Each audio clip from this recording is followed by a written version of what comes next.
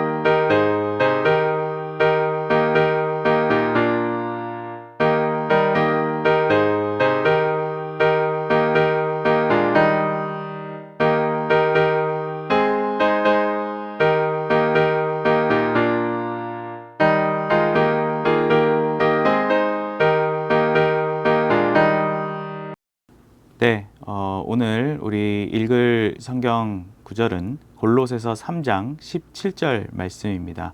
함께 말씀 읽어보도록 하겠습니다. 시작.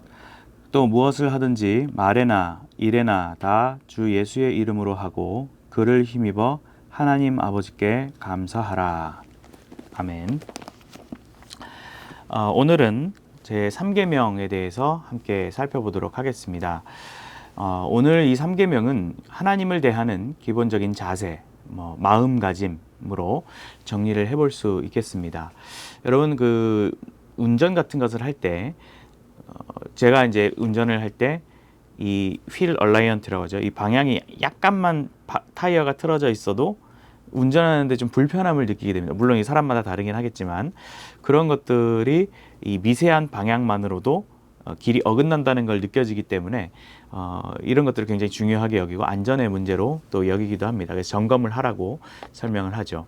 그리고 이 큰 배, 여러 배들이 있지만 작은 배든 큰 배든 이 배가 방향을 바꿔 나갈 때 어떻게 움직이겠습니까? 그 동체가 막 탁 바로 그냥 알아서 하는 것이 아니라 그 뒤쪽에 보면은 방향타라고 해서 크지 않은 이런 큰 판이 이렇게 방향을 그런 선장이 운전하는 거에 따라서 방향을 바꾸는 것을 볼 수 있습니다. 그런 것을 볼 때 우리가 살아가는 인생에 있어서도 그러한 우리가 마음가짐, 자세라고 표현했지만 그런 하나의 큰 축이 우리 인생의 큰 방향을 좌우할 수 있다라는 것을 우리는 생각해 볼 수 있는 것이죠. 그래서 이 구절, 이 계명을 우리가 공부하는 것은 일종의 방향타를 설정하는 굉장히 중요한 내용이다라는 것을 볼 수 있습니다. 이런 것들을 정해놓으면 우리가 앞으로 살아가야 할 여러 삶의 모습들이 자연스럽게 따라오게 되는 것이죠. 그 큰 틀이 잡혀지면 그 틀이 채워지는 것이죠. 그래서 이러한 계명은 굉장히 우리에게 유의미하고 중요하다라는 것을 우리는 기억할 수 있겠습니다. 자, 이름이라는 개념을 오늘 먼저 생각을 해보겠는데요. 이름이라면 어떤 개념이 있습니까?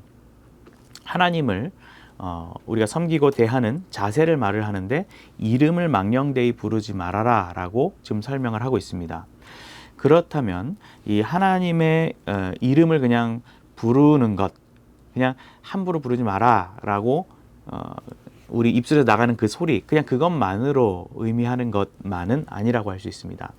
영어 번역본을 보면은 이 하나님의 이름을 헛되이 취하는 것, 그리고 그릇되게 사용하는 것, 그리고 뭐 욕보이는 것, 이런 좀 더 포괄적이고 좀 더 넓은 의미들을 갖고 있습니다. 그냥 이름을 어떻게 불러 정도가 아니라 그 넓은 확장된 개념을 갖고 있다는 것이죠. 레위기 이름이 나타내는 것을 우리가 이제 보시면요. 이 레위기 24장 16절 읽어보면요. 여호와의 이름을 모독하면 그를 반드시 죽일지니 온 회중이 돌로 그를 칠 것이니라. 거류민이든지 본토인이든지 여호와의 이름을 모독하면 그를 죽일지니라 라고 했습니다. 당시 구약시대의 일종의 법의 한 조항인데요. 이것을 그대로 적용하기엔 너무너무 무시무시한 내용이죠. 여호와의 이름을 모독하면 돌로 치고 모독하면 그를 죽일 것이다. 근데 그것을 이 시대에 그렇게 적용을 합니까? 아니면 성경 왜 이렇게 잔인합니까? 뭐 이런 질문을 하겠지만 그것은 그 구약시대의 배경은 또 그대로 또 설명할 것이 많겠지만 아무튼 우리가 이 시대에 살아가는 우리에게는 제3계명이 그만큼 중대하다, 중요하다, 큰 문제다라는 것을 우리는 생각해 보는 정도로 받아들여야 할 것입니다. 그런데 이름은 그냥 호칭 정도가 아니라 그 존재의 어떠한 의미들을 다 드러냅니다. 여러분들 책장에 위인전, 우리 어린이 자녀들 그 위인전 같은 거 사주지 않습니까? 그 위인전의 제목들 보면은 무엇으로 돼 있습니까? 아마 이름으로 돼 있을 겁니다. 뭐 미국 몇 대 대통령 그냥 그렇게 써 있지 않은 것이 아니라 뭐 링컨 뭐 이렇게 그 이름이 명확하게 있는 것이 그 책을 대표하는 내용이고 그 위인에 대해서 나타내는 가장 기본적인 표현인 것이죠. 그래서 그 이름은 언제나 그 사람이 어떤 존재인지 우리가 어떤 뭐 이웃에 대해서 친구에 대해서 이야기할 때 그 이름을 들으면 어떤 사람이다. 뭐 어떤 목사님을 보면 어떤 목사님이다. 뭐 어떤 대통령이다, 뭐 정치인이다 이런 것들이 떠오르지 않습니까? 그래서 우리가 그런 유명한 사람들부터 뭐 우리 가까운 사람들 모든 사람들이 이름을 부르고 이렇게 부른다는 것은 어떤 존재인지 느끼게 하는 그런 효과가 있는 것이죠. 또 모세도 떨기나무 가운데 그런 하나님께 질문 요청을 하였습니다. 소명을 받았을 때 하나님의 이름을 물었다는 것이죠. 내가 하나님이 나를 보내셨다 하면 그들이 그 이름이 뭐냐라고 할 때 내가 뭐라고 해야 됩니까? 그러니까 내가 하나님에 대해서 설명을 할 때 그들은 그가 누구냐라고 물어본다는 것이죠. 물론 하나님께서는 나는 스스로 있는 자이다라고 표현을 하셨는데요. 백성들에게 어떤 존재라는 것을 이렇게 물었던 모세의 질문에서도 그 이름의 의미를 우리가 한번 생각해 볼 수 있겠고요. 방금 말씀드린 하나님께서 나는 스스로 있는 자이다. I am who I am 뭐 이렇게 표현하셨죠. 정말 나는 나다라는 표현인 것입니다. 우리가 뭐 정말 대단한 일 하면 나야라고 뭐 이렇게 농담으로 하지만 진짜 그 말을 하실 수 있는 분은 하나님이신 것이죠. 나는 나다. 나라는 표현으로밖에 정말 우리말로 표현할 수 없는 완전하신 분인 것이죠. 그 표현 자체에는 자존성을 담고 있고요. 그리고 또 지존하심의 성격을 담고 있고 또 그 주권을 담아내는 그 표현이라고 할 수 있습니다.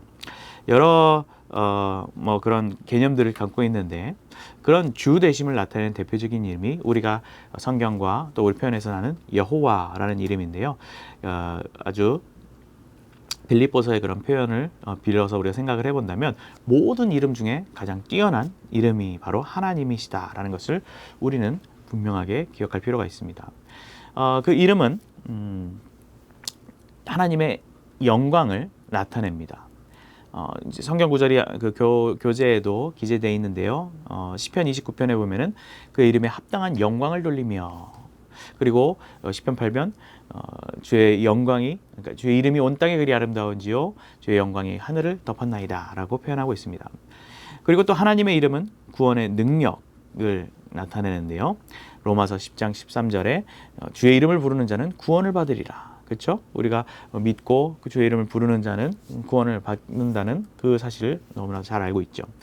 사도행전에서도 다른 이로서는 구원을 받을 수 없느니 천하 사람 중에 구원을 받을 만한 다른 이름을 우리에게 주신 일이 없다. 우리는 하나님의 이름을 받은 자들이다라는 것을 우리가 볼 수 있는 것이죠. 그래서 구원의 능력을 우리가 살펴볼 수 있고요. 또 그리고 영원하신 권위, 지존하시고 영원하신 권위를 선포하시기도 합니다. 빌립보서 2장 9절부터 11절의 내용 보면 우리가 읽었죠. 모든 이름에 가장 뛰어난 이름을 주사라는 내용. 그래서 그 하나님 앞에 우리가 예수 그리스도를 주라 시인하고 그 이름에 무릎 꿇게 하시고 하나님께 영광을 올려드리는 그러한 내용으로 우리가 하나님의 이름 앞에 서 있다라는 것을 볼 수 있습니다. 또 우리가 주님 가르치신 기도, 주기도문 우리가 이렇게 할 때 가장 처음에 이름이 거룩히 여김을 받으시오며라고 하나님의 이름을 그렇게 드러내지 않습니까? 그래서 우리가 늘 통성명을 했다는 것은 그 관계가 굉장히 달라지는 것이죠. 양상이 달라지는 것이죠. 길거리에 가는 사람, 그냥 모르고 지나가는 사람 우리 대부분 지내지만 이름을 안다는 것만으로도 그 사람의 정말 큰 부분을 알게 되는 것처럼 우리가 이름은 또 굉장히 그런 의미를 갖고 있고 하나님의 이름을 안다라는 것은 그만큼의 큰 또 우리 신앙에 있어서 의미를 지닌다라는 것을 볼 수 있습니다. 그럼 두 번째로 생각할 수 있는 것은 그 이름을 망령되이 부르는 것에 대해서 좀 생각을 해볼 수 있겠는데요. 단순히 뭐 부정적인 표현이나 사소한 표현을 하면서 하나님의 이름을 부르지 말아라 라는 정도가 아니라 정말 헛되게 가치 없이 정말 가볍게 하나님의 이름을 취하지 말아라 라는 의미를 우리가 생각해 볼 수 있겠습니다. 옛날에 그 이스라엘 유대인들은 하나님의 이름을 부르는 것, 또 글자 쓰는 것 그 자체를 굉장히 두려워하고 또 그것을 굉장히 경계하여서 약간 기호나 표식 같은 것을 사용하기도 합니다.